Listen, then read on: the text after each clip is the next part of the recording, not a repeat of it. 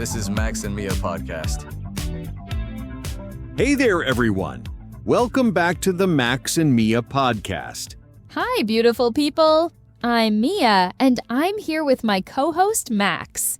How are you doing today, Max? I'm fantastic, Mia, and I hope all our listeners are having an amazing day, too. You know what? I'm really excited about today's episode. Oh, me too.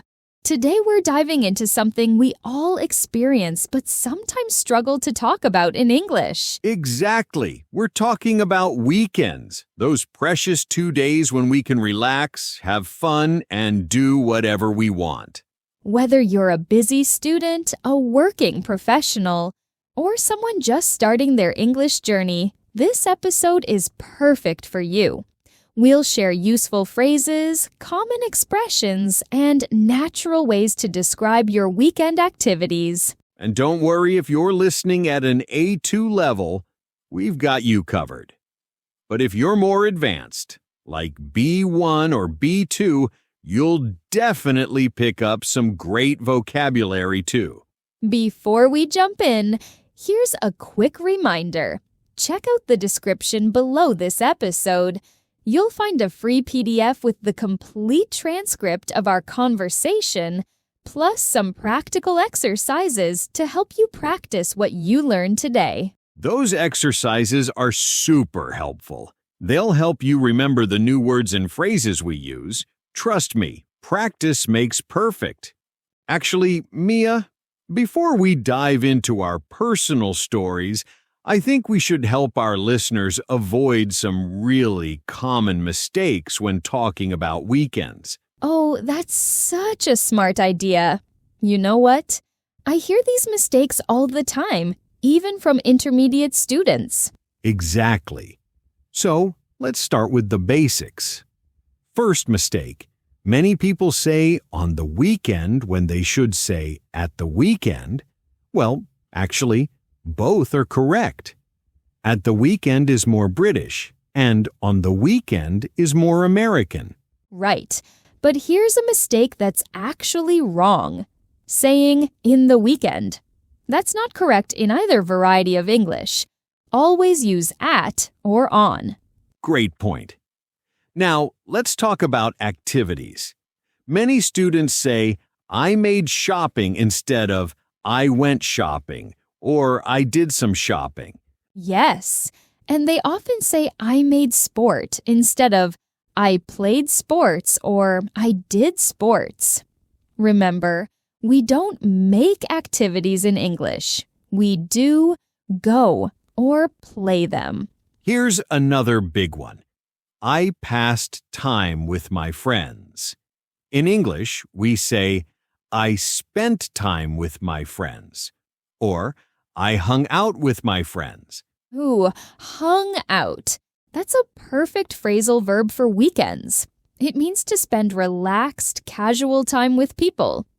We hung out at the park all afternoon. Speaking of phrasal verbs, here are some super useful ones for weekend talk.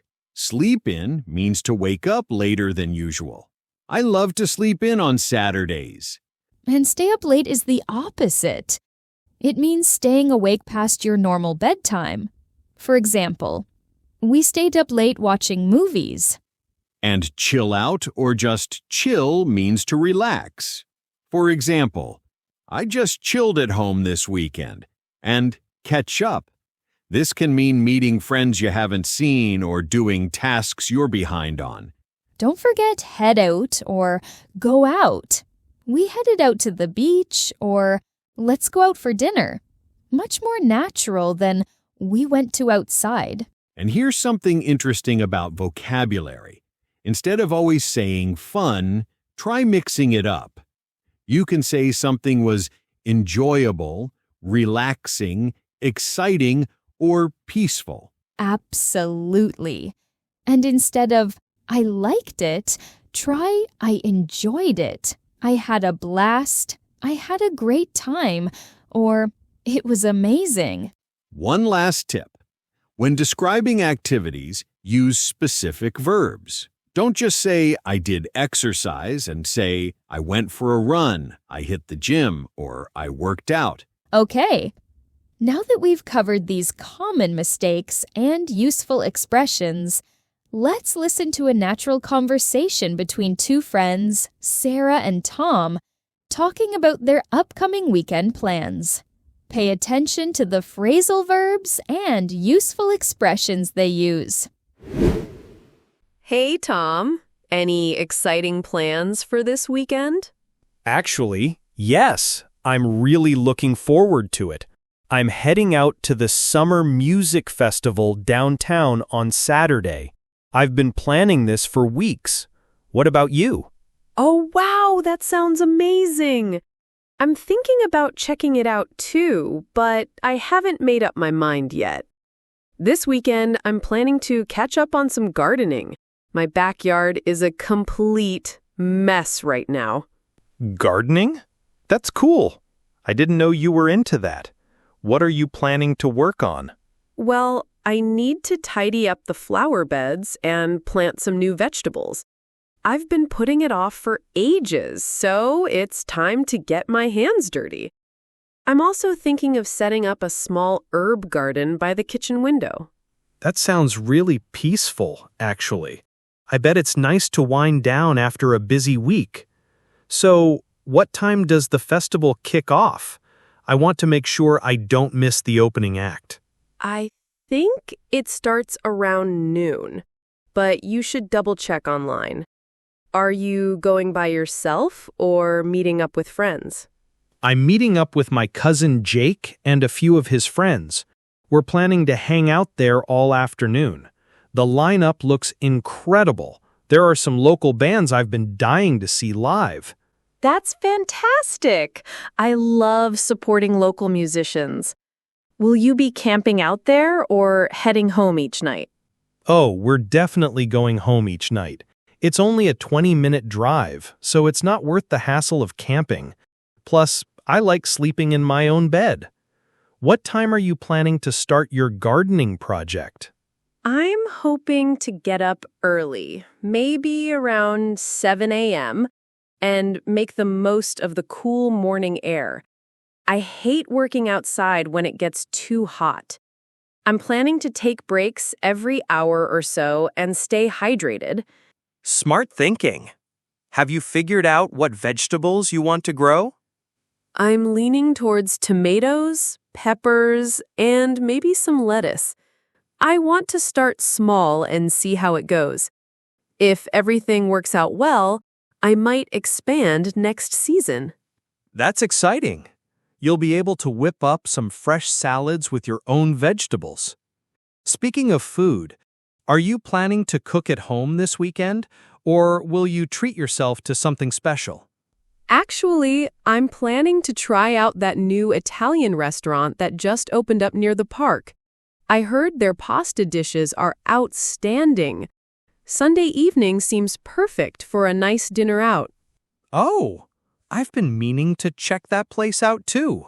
Let me know how it goes. I might drop by there next weekend. For food at the festival, I'm just going to grab whatever looks good from the food trucks. Food trucks at festivals are always fun. You never know what delicious surprises you'll come across. Are you planning to stay until the very end, or will you head out early? I think I'll play it by ear. If the music is great and the weather holds up, I might stick around until the last song. But if I start feeling tired, I'll probably call it a day around 8 p.m. That makes sense. It's important to listen to your body, especially when you're spending the whole day outdoors. I'm planning to wrap up my gardening by mid-afternoon so I can clean up and relax for the rest of Sunday. That sounds like a perfect balance. You'll get your project done and still have time to unwind. Do you think you'll invite anyone over to help with the gardening? I might ask my neighbor Emma to come over. She has a lot of experience with plants, and I could definitely use some expert advice. Plus, it's always more enjoyable to work on projects with good company. Absolutely. Having someone to chat with makes any task more fun.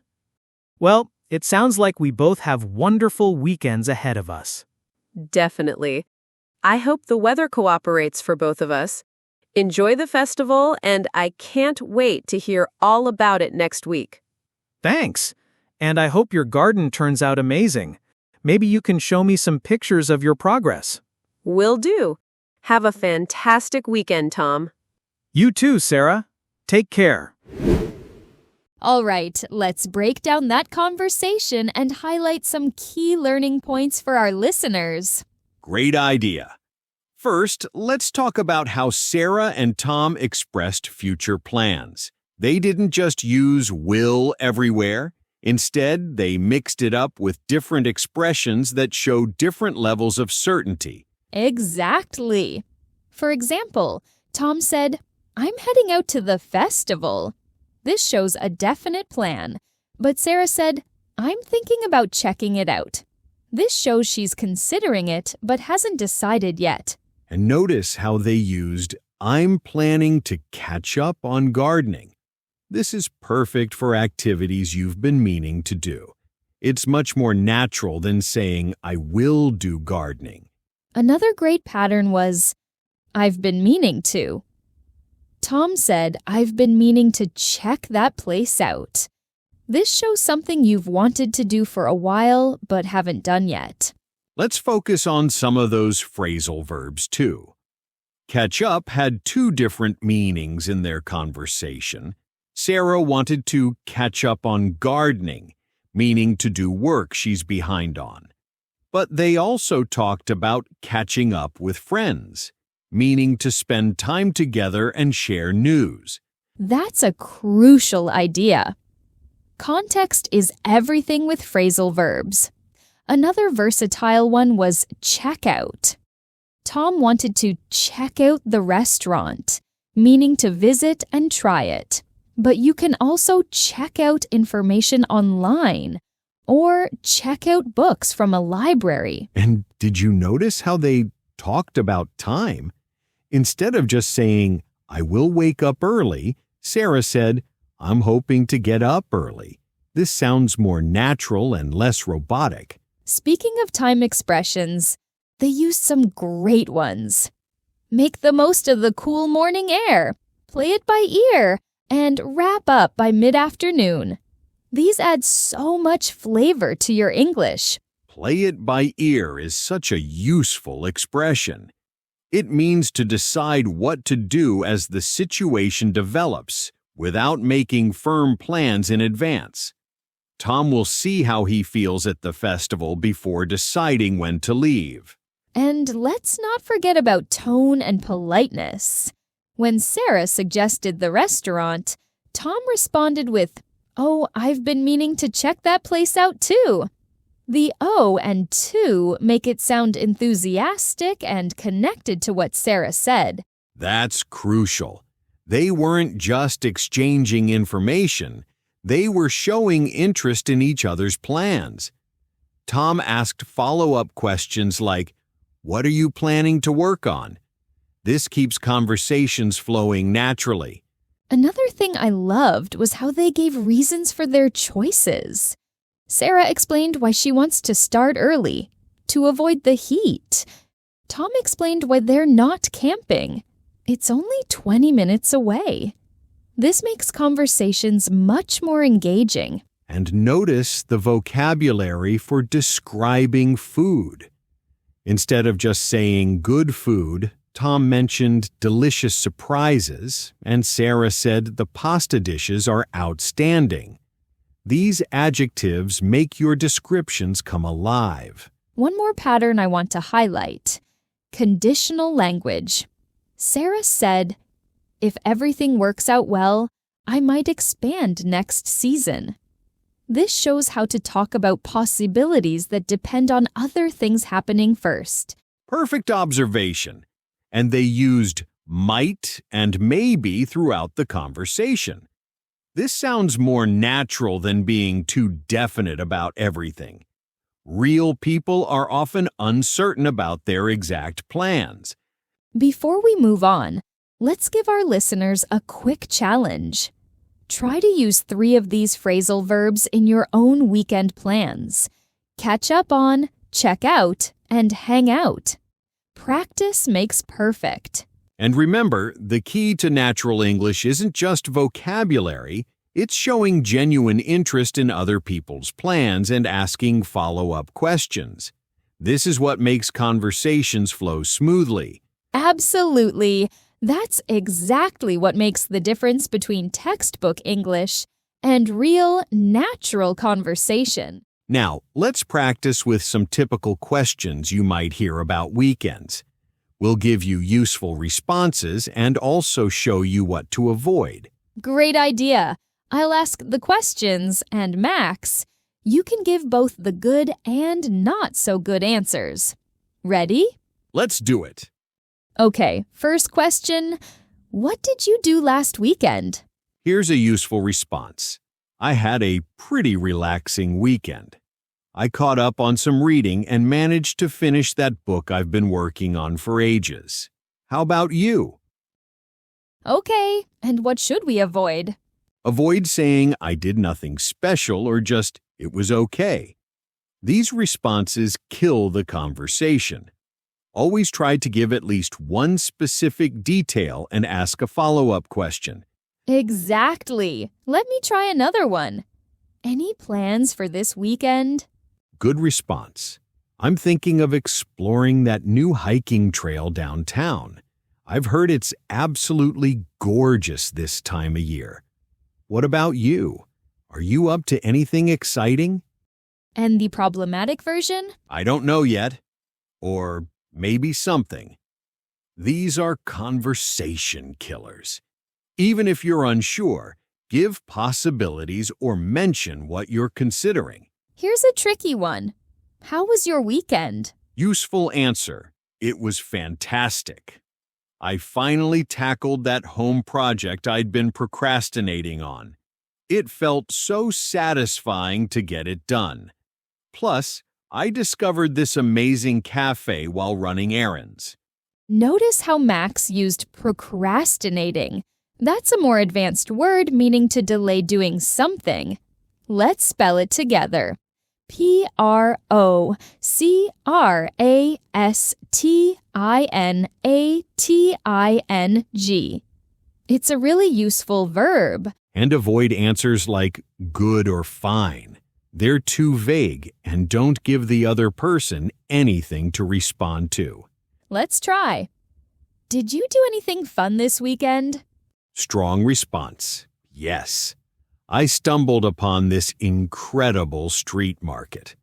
The atmosphere was electric, and I ended up browsing for hours.